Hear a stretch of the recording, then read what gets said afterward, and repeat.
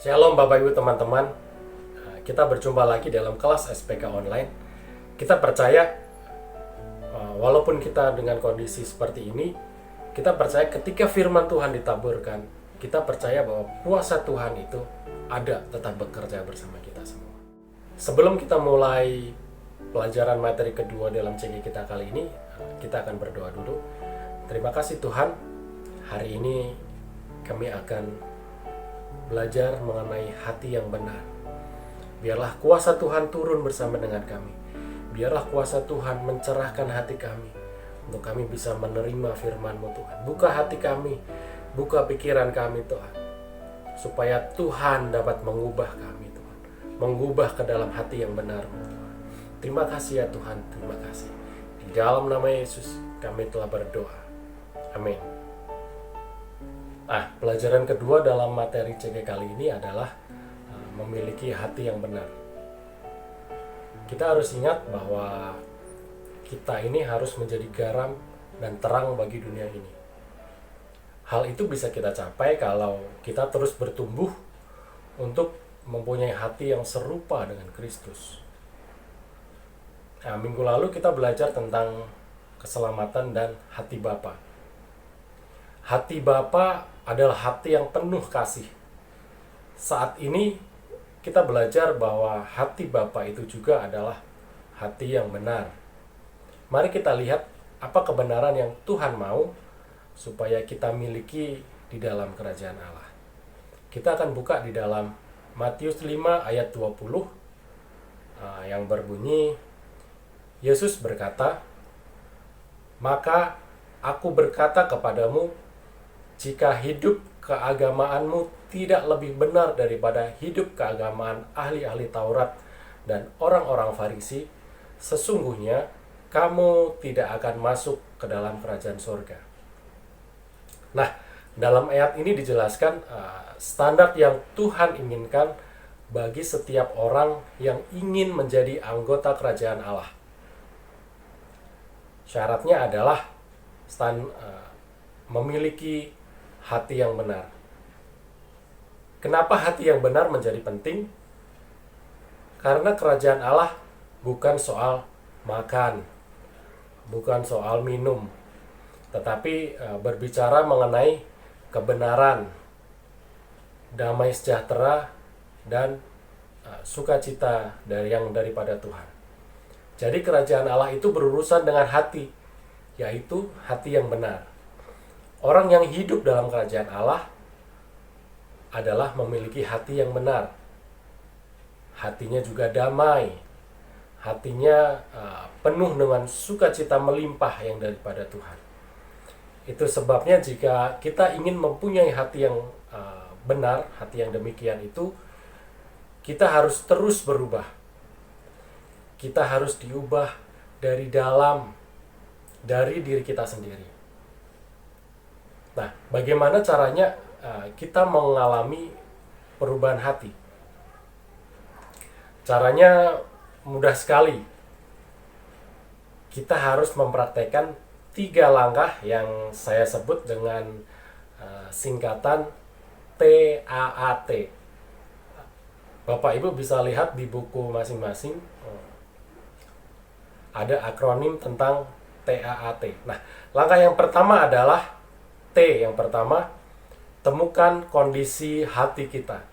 Kita harus menemukan siapa kita. Kita harus jujur kalau kita ingin berubah. Kuncinya adalah memiliki nilai yang melebihi dari orang-orang Farisi, ahli Taurat pada zaman dahulu. Dari ayat tadi di Matius 5 ayat 20 dijelaskan, mereka beragama, tetapi sebenarnya hanya kelihatan dari luar. Mereka luarnya sangat luar biasa, tapi dalamnya belum tentu, belum seperti yang kita lihat dari luarnya. Nah, bagi orang-orang Farisi, lebih penting kelihatan benar daripada hatinya yang benar. Lebih penting kelihatan kudus daripada hatinya yang benar-benar kudus. Orang yang tidak peduli dengan apa yang ada dalam hatinya adalah orang yang sombong. Orang yang nggak mau terbuka adalah orang yang sombong. Kenapa demikian? Karena dia tidak mau kelihatan jelek. Dia nggak mau orang lain melihat keburukannya, melihat kejelekannya. Nah, orang yang sombong demikian. Orang yang sombong tidak akan pernah berubah. Orang yang sombong akan terus seperti itu. Kalau kita ingin berubah, berubahlah mulai dari dalam diri kita. Ketika kita lahir baru, hati kita sudah berubah. Ketika kita menerima Yesus di dalam hati kita, ada yang berbeda dalam hati kita. Ada damai, ada sukacita. Nah, namun itu belum selesai. Kita perlu untuk terus dibentuk oleh Tuhan. Dibentuk supaya kita menjadi orang yang hatinya benar. Harus diakui bahwa mungkin ada orang yang sudah mengikut Yesus, ada yang puluhan tahun, ada yang bertahun-tahun, tetapi hatinya itu belum serupa dengan Yesus. Ini contoh ya, sudah bertahun-tahun atau bahkan puluhan tahun dia ngikut Yesus, tapi dia masih marah-marah, dia masih suka berbohong, dia masih dia nggak mau memperlihatkan kejelekannya, atau orang yang sombong mau kelihatan baik, kelihatan wah di depan teman-temannya, dan nggak mau berubah. Nah, kenapa orang yang seperti itu dia tidak mengalami perubahan? Karena itu tadi, mereka nggak mau jujur menemukan kondisi hatinya. Oke, jadi yang T pertama adalah kita harus mengakui, kita harus jujur sama hati kita sendiri nih. Apa yang salah dalam hati kita, kita harus akui, kita harus ungkapkan, jangan ditutup-tutupi. Kemudian yang kedua adalah akuilah kondisi hati kita dan alami Kristus. Nah, kita harus berani mengakui kondisi hati kita. Kita harus terbuka. Banyak orang yang nggak mau terbuka dan nggak mau membereskan hatinya. Kita mau baca di dalam Alkitab kita, di ayat Matius 5, ayat 21, Yesus berkata, "Kamu telah mendengar yang difirmankan kepada nenek moyang kita. Jangan membunuh. Siapa yang membunuh harus dihukum. Tetapi aku berkata kepadamu, setiap orang yang marah terhadap saudaranya harus dihukum. Siapa yang berkata kepada saudaranya, kafir, harus dihadapkan ke mahkamah agama. Dan siapa yang berkata, jahil, harus diserahkan ke dalam neraka yang menyala-nyala. Sebab itu, jika kamu mempersembahkan persembahanmu di atas mezbah, dan kamu teringat akan sesuatu yang ada dalam hati saudaramu terhadap engkau, tinggalkanlah persembahanmu di depan mezbah itu, dan pergilah berdamai dahulu dengan saudaramu. Lalu kembali mempersembahkan persembahanmu.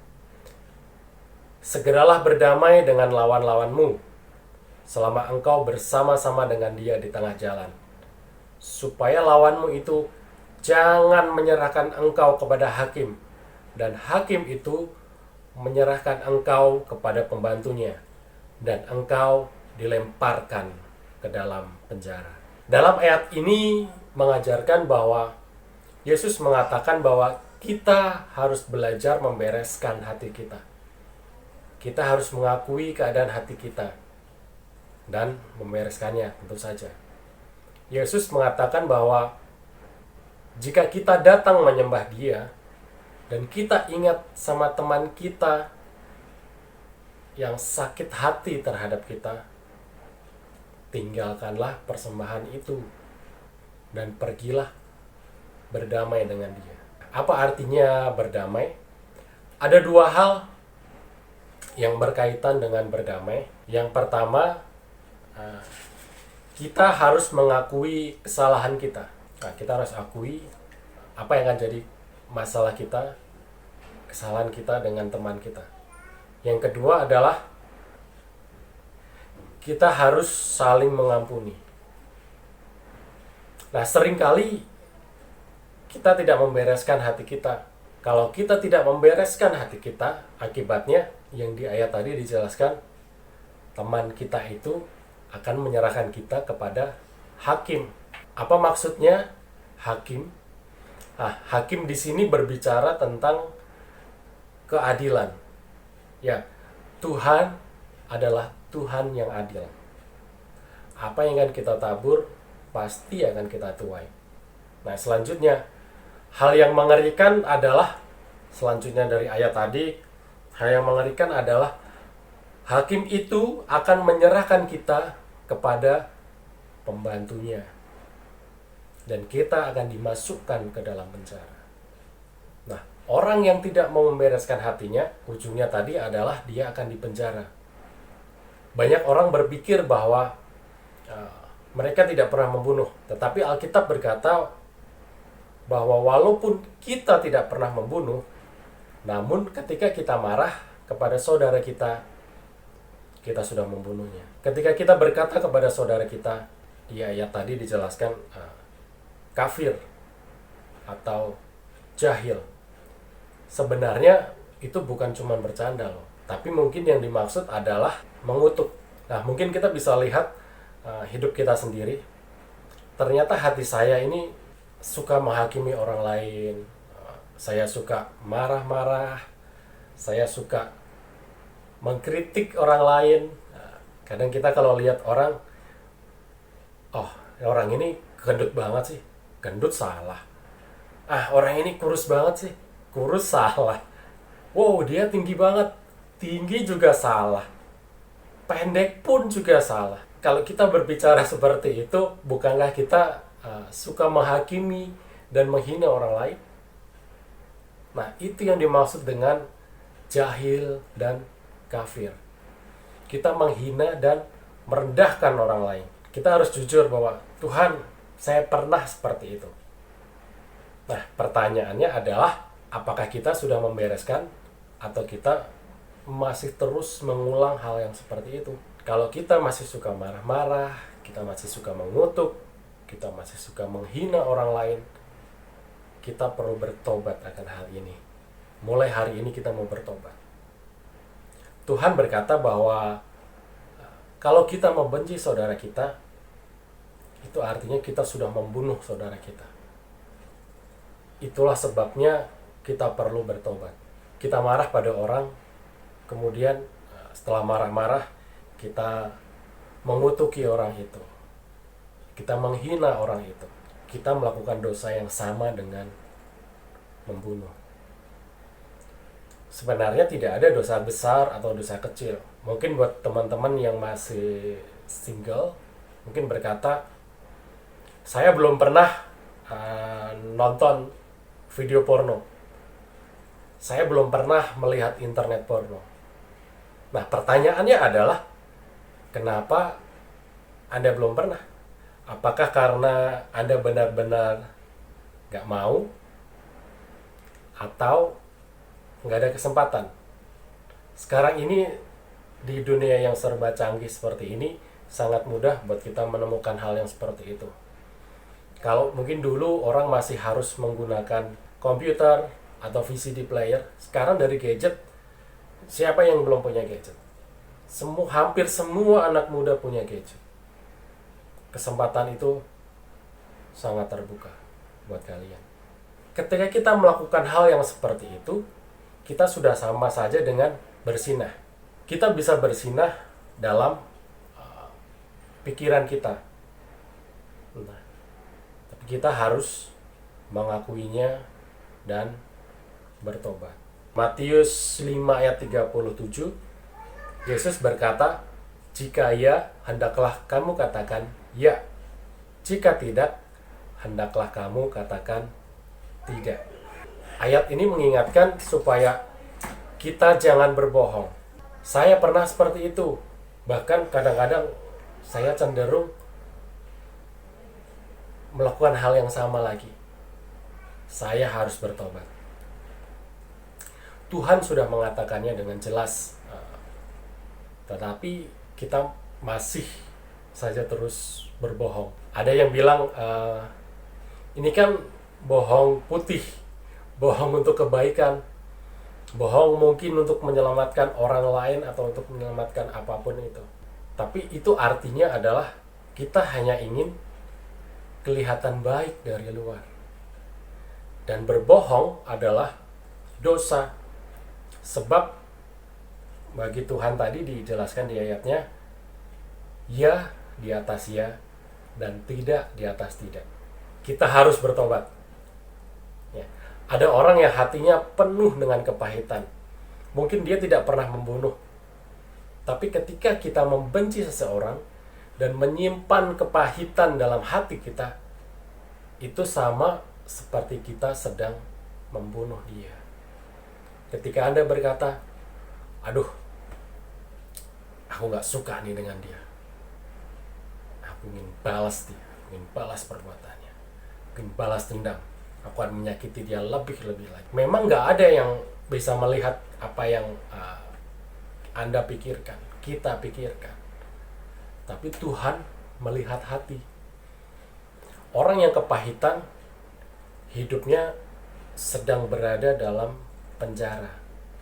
Berapa banyak rasa tertuduh yang Anda simpan sampai hari ini? Selama kita belum mengakui dosa itu, kita akan terus mengalami penuduhan. Dan penuduhan menimbulkan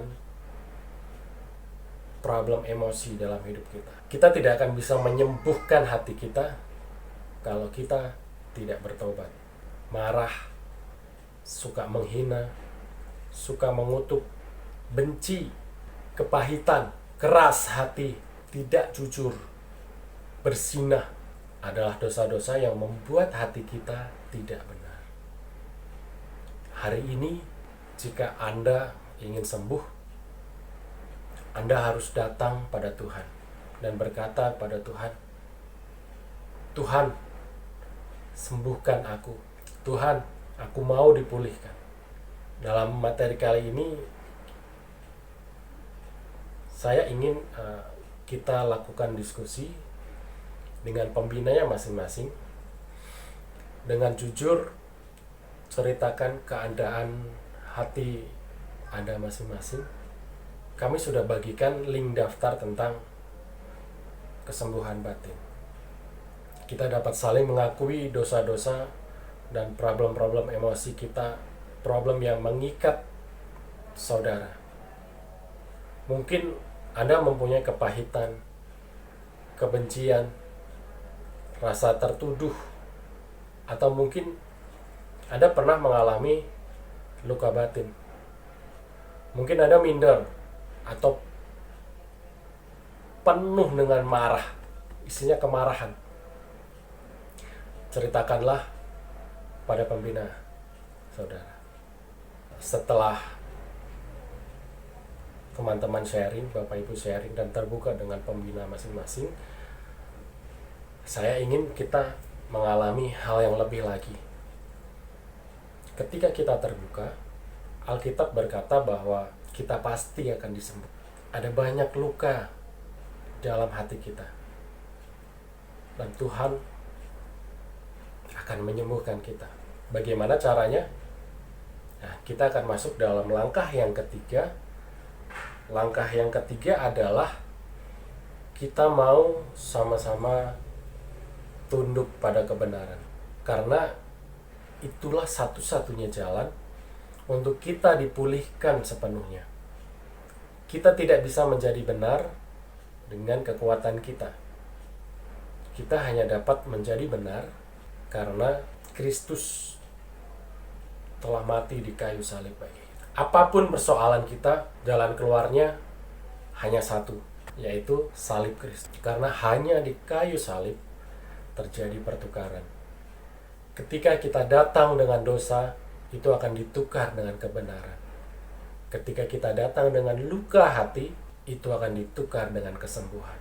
Kita akan mendengarkan sebuah kesaksian tentang menemukan kedalaman hati. Shalom teman-teman, saya Kesia. Saya mau sharing tentang hati yang benar. Ini pengalaman pribadi saya untuk saya menemukan kedalaman hati saya. Jadi ceritanya ini bermula ketika di bulan September atau Oktober tahun kemarin. Saya dan Dani pemuritan dengan Bang Antoni dan almarhum Kak Ina. Saya pribadi dibina langsung dengan Kak Ina. Satu hari saat pemuritan, saya seperti biasalah cerita-cerita tentang keadaan yang dihadapi. Lalu kemudian saya cerita, Kak Ina, kenapa ya akhir-akhir ini saya kok mulai gak sabar sama Joas gitu. Waktu itu usianya Joas baru 2,5 tahun, belum sampai 2,5 tahun. Tapi banyak banget hal-hal yang dia lakukan setiap hari yang bikin saya mudah terpancing emosi, seperti numpah-numpahin makanan atau minuman yang dia lakukan secara berulang-ulang. Dan semakin dia mengulang kesalahan yang sama, saya semakin mudah emosi gitu. Kemudian saya cerita sama Kak Ina, Kak, akhir-akhir ini saya mudah emosi sampai saya keplak tangannya dia, bukan saya pukul gimana, tapi saya mudah. Nah, seperti itu, hal yang nggak pernah saya lakukan sebelumnya. Tiba-tiba saya bisa emosi sama Joas dan saya keplak tangannya dia gitu. Saya pikir saya cuma cerita biasa aja, kayak pemuritan, ya curhat-curhat aja apa yang saya alamin kayak gitu. Waktu itu Kak Ina sama Mbak Antoni mendengarkan cerita saya, keluh kesah saya sebagai seorang ibu yang masih muda, yang belum punya pengalaman juga. Tapi ada sesuatu yang menarik banget setelah dia dengar cerita saya. Tiba-tiba mereka bilang seperti ini, bagus, saya mau jujur dengan keadaan emosi saya yang tidak stabil lagi. Hal-hal yang gak pernah saya lakukan, tiba-tiba saya bisa lakukan. Itu sesuatu yang wajar, sepertinya sesuatu yang wajar. Tapi ini sebenarnya adalah satu kesempatan untuk saya tanya sama Tuhan, kenapa kalau kamu udah tahu, kalau saya udah tahu, sebelumnya saya gak pernah lakukan itu, tapi sekarang kenapa saya bisa melakukan itu dan saya gak bisa kendalikan diri saya. Itu adalah waktu yang tepat untuk tanya sama Tuhan, sebenarnya ada problem apa yang belum saya beresin. Bahkan saya belum ketemuin problem saya, sehingga saya nggak bisa beresin. Akhirnya saya ditantang untuk menemukan problem emosi saya. Nah, itu saya pemuritannya hari Selasa malam, karena kita memang biasanya pertemuannya setiap hari Selasa. Lalu kemudian hari Rabu pagi, seperti biasa saya di rumah sama Joas, itu keadaan normal, gak ada masalah gitu. Sampai hari Kamisnya, pas hari Kamisnya tiba-tiba Joas bikin ulah lagi gitu. Dia bikin kotor rumah yang sudah saya bersihkan gitu. Jadi rumah kotor dengan makanan yang ditumpahkan dan dia cacah-cacah di lantai dan di sofa, yang membuat saya langsung marah, saya emosi. Tiba-tiba tangan saya udah mulai kayak saya mau keplak dia lagi. Pas saya mau keplak dia lagi, saya teringat waktu pemuritan. Ayo tanya Tuhan, problem kamu di mana gitu. Dengan emosi saya cepat bereskan itu apa yang berantakan di rumah. Masih dalam keadaan emosi, saya angkat Joas, saya letakkan di tempat tidur dengan kasar, bukan dengan baik-baik, karena saya lagi emosi gitu. Saya bilang, Joas, kamu tunggu di sini. Jangan ganggu mami lagi marah, saya bilang kayak gitu. Saya nggak mau bilang saya mau berdoa, saya takut dia image-nya kok berdoa marah-marah kayak gitu. Dia bilang mami mau diam dulu, mami mau tenang. Mami lagi marah sama Joas, jangan ganggu mami, saya bilang kayak gitu. Saya taruh dia di tempat tidur, saya kasih dia dot supaya dia tenang. Lalu kemudian saya mulai diam, saya tarik nafas, saya langsung ngomong sama Tuhan, Tuhan, ini waktu yang tepat saya lagi ada problem nih, saya nggak bisa kendaliin emosi saya dan ini bahaya gitu. Saya berdoa, saya tanya, iya Tuhan, aku siap sekarang, aku siap. Saya tenangkan terus diri saya, lalu kemudian saya bilang, saya minta Roh Kudus untuk ingetin saya, bukakan lagi apa sebenarnya masalah saya, problem saya, hati saya yang belum saya beresin gitu. Gak mudah memang teman-teman, untuk awalnya gak mudah, tapi saya karena sudah pernah diajarin oleh almarhum Kak Ina, saya bisa praktek sendiri di rumah. Saya benar-benar menenangkan diri, saya berhenti berhenti mencoba mengingat-ingat masalah-masalah saya, tapi saya mau tenang, saya biarkan Roh Kudus aja yang bekerja. Saya cuma tenangkan aja hati saya, bilang aja sama Tuhan, saya mau diberesin, saya mau diingatkan lagi, saya siap diingatkan lagi dengan masalah saya yang belum pernah saya beresin kayak gitu. Agak lama, mungkin sekitar 5-10 menit prosesnya. Tiba-tiba seperti sebuah film yang terbuka lagi di pikiran saya bisa melihat, saya bisa menemukan diri saya sekitar 20 tahun lalu. Saya berusia sekitar 10-11 tahun. Kondisinya di sebuah rumah tempat saya tinggal 20 tahun yang lalu. Ada satu masalah keluarga. Orang tua saya sedang bermasalah dan anak-anaknya pun juga sedang kacau balau. Tiba-tiba orang tua saya memarahin anak-anaknya. Dan karena dia marah sama anak-anaknya, termasuk saya dipukul. Saya dipukul dan itu pas di bagian kepala saya. Ya, saya nggak tahu teman-teman yang lain, tapi mungkin pernah ngalamin ya, kadang-kadang orang tua zaman dulu suka mukul di kepala seperti itu. Dan setahu saya dipukul untuk sesuatu yang kesalahan yang nggak saya lakukan gitu. Jadi saya nggak melakukan kesalahan, tapi mungkin karena orang tua saya lagi kesal, saya salah satu anak yang kena imbasnya kayak gitu. Saya dipukul di bagian kepala dan itu begitu menyakitkan buat saya gitu. Begitu menyakitkan buat saya, terlalu dalam, terlalu membekas sampai saya berusaha melupakan. Saking sakitnya peristiwa itu, saya lupakan gitu. Saya lupakan. Oke, saya nggak mau ingat-ingat, ini terlalu sakit gitu. Saya lupakan dan akhirnya saya benar-benar lupa. Saya benar-benar lupa saya pernah dipukul gitu. Saya adalah anak yang paling jarang dipukul dibandingkan saudara-saudara saya yang lain kayak gitu. Tapi sekali-kalinya saya dipukul, itu benar-benar membekas di hati saya dan ternyata saya lupakan gitu. Saya lupakan karena menurut saya itu terlalu menyakitkan. Nah, ketika saya terbuka bayangan masa lalu saat saya masih kecil itu, saya nggak sadar saya menangis sejadi-jadinya gitu. Saya menangis sejadi-jadinya. Mungkin saya sampai berteriak dalam doa saya, dalam ingatan itu yang terbuka, saya sampai berteriak. Tiba-tiba saya merasakan satu pelukan yang hangat sekali gitu. Bapak, Ibu tahu, saya benar-benar merasakan pelukan yang begitu nyaman. Saya merasakan pelukan yang hangat dan ternyata anak saya Joas mendengar saya lagi berdoa sambil menangis dan dia nggak tahu apa yang harus dia lakukan. Dia peluk saya kencang sekali. Dia bilang, "Mami, jangan menangis, aku minta maaf." Saya merasakan kasih Tuhan justru lewat pelukan anak saya. Saya bilang, "It's okay Joas, nggak apa-apa, Mami nggak apa-apa. Udah Joas, nggak apa-apa, Mami udah nggak mau nangis lagi." Saya bilang gitu. Saya tenangkan dia supaya dia nggak nangis juga. Saya lanjutkan doa saya sambil saya berpelukan sama Joas. Saya bilang sama Tuhan, "Tuhan terima kasih, Tuhan udah ingetin saya tentang masalah saya. Ternyata saya ada luka sama orang tua saya yang saya lupakan, sengaja saya lupakan dan ternyata itu membekas di hati saya dan jadi problem saya sekarang. Sekarang Tuhan tolong ingatkan saya, bawa saya untuk saya memiliki pikiran yang baru.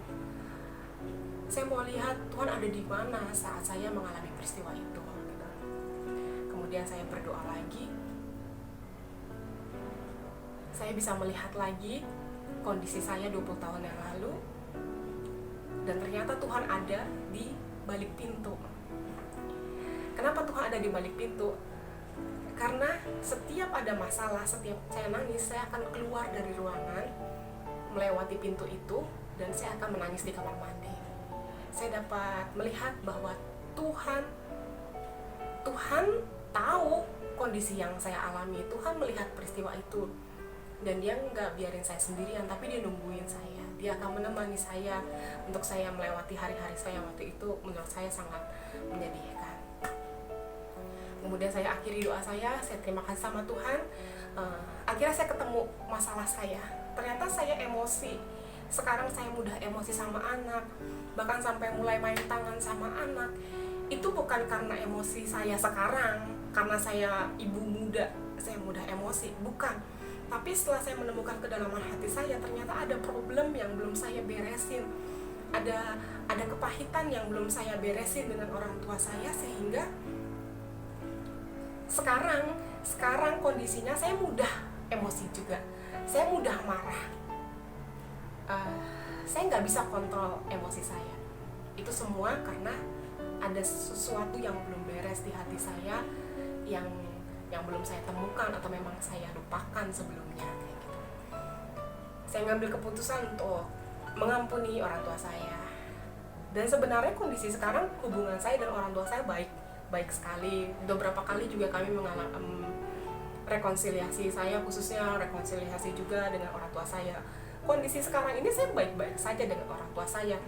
Tapi yang peristiwa yang zaman dahulu yang belum pernah saya bereskan, itu yang mempengaruhi kehidupan saya sekarang. Jadi teman-teman, saya lega banget. Ternyata setelah saya mengalami menemukan kedalaman hati saya dan saya membereskan masalah saya merasa jauh lebih ringan. Ketika Joas melakukan hal-hal yang kesalahan yang lebih parah daripada itu, saya mungkin masih emosi, tapi saya tidak emosi seperti saya sebelumnya gitu. Saya masih bisa marah sekarang seperti orang normal pada umumnya, tapi saya nggak marah yang berlebihan lagi gitu. Saya bisa kontrol emosi saya. Saya bisa jauh lebih baik setelah saya menemukan kedalaman hati saya dan membereskan hati saya. Saya mau bilang sama teman-teman, mungkin teman-teman sekarang banyak yang masih merasa terikat dengan dosa, atau kalau kita ngelihat di formulir, teman-teman nanti akan mengisi formulir ya, daftar kesembuhan hati atau batin. Situ ada banyak hal yang teman-teman temui ya, yang bisa dicentang. Teman-teman harus akuin nih, kalau yang mau pulih harus diakuin, kalau nggak diakuin nggak bisa. Kayak saya juga akui dulu problem saya, baru saya bisa ketemu masalahnya. Misalnya nih, teman-teman mengalami luka batin nomor 1 ya, minder atau suka menyendiri atau malu. Ini kan problem kita sekarang ya, minder, suka menyendiri atau malu. Itu problem kita sekarang, tapi itu permukaannya teman-teman, itu kayak efeknya sekarang. Kita harus temuin, kita akui dulu efeknya yang permukaannya yang ada sekarang, itu kita akui. Nanti kita minta Tuhan, kenapa ini bisa timbul, kenapa ini bisa terjadi, kenapa ada efek ini dalam hidup saya. Minta Tuhan bukakan sebenarnya tuh akarnya apa ya. Jadi kita akui problemnya yang ada sekarang dan minta Tuhan untuk membantu kita menemukan akar dari masalah itu. Nanti kita beresin sama-sama. Sekian teman-teman sharing saya. Semoga jadi berkat buat teman-teman, membantu teman-teman juga untuk bagaimana menemukan kedalaman hati dan memiliki hati yang benar. Maukah hari ini kita datang pada salib dan menukar semua luka hati kita dengan kesembuhan? Hari ini salib sudah tersedia bagi kita, tapi kita harus melakukan satu hal, yaitu mengampuni. Orang yang pernah melukai kita, kita mungkin pernah dilukai oleh ibu kita, oleh ayah, oleh teman, oleh saudara, anak, cucu, kakek, atau mungkin oleh pemimpin rohanimu. Hari ini kita mau katakan, Tuhan, aku bawa luka-lukaku di kayu salib. Tuhan, sembuhkan aku hari ini. Mari kita datang kepadanya. Anda ingin tahu mengapa Yesus bisa menyembuhkan kita? Anda ingin tahu mengapa Yesus bisa menyembuhkan kita? Karena Yesus sudah membayar lunas semua dosa-dosa kita. Semua luka kita sudah ditanggungnya. Jangan kita pikul lagi luka-luka itu, tapi kita bawa ke kayu salib. Mari kita berdoa. Terima kasih Tuhan, hari ini hamba-Mu selesai memberitakan firman-Mu Tuhan. Berkati kami, berikan kami hati yang benar itu Tuhan. Berikan kami hati yang mau mengakui setiap kesalahan kami. Kami mau terbuka Tuhan. Kami mau disembuhkan Tuhan. Kami percaya kuasa kesembuhan dari kayu salib itu dapat kami peroleh hanya di dalam nama-Mu Tuhan. Terima kasih Tuhan. Tuhan sudah menjagai kami. Tuhan sudah mengingatkan kami. Untuk kami bisa berubah. Untuk kami tetap bisa jalan dalam kerajaan Allah. Terima kasih ya Tuhan. Biarlah meteraikan firman ini masuk ke dalam hati kami. Supaya Tuhan tetap dipuji dan dimuliakan. Terima kasih ya Tuhan. Di dalam nama Tuhan Yesus Kristus yang telah menjadi Tuhan dan Juru Selamat kami yang hidup. Kami telah berdoa dan mengucap syukur. Amin. Baik Bapak Ibu, setelah ini silahkan lakukan internalisasi. Bapak Ibu udah mulai terbuka dengan pembinanya. Ceritakan apa yang Bapak Ibu alami. Terbuka dengan mereka. Kita ada list yang bisa Bapak Ibu isi. Dari list itu Bapak Ibu akan didoakan dengan pembina oleh kita juga supaya Bapak Ibu disembuhkan. Dan jangan lupa besok hari Minggu jam 2 siang kita akan berkumpul kembali melalui Zoom untuk kita bahas bila ada yang ditanyakan, atau nanti kita akan bahas kesaksian, dan kita juga akan doakan untuk Bapak Ibu semua. Terima kasih, Tuhan Yesus memberkati.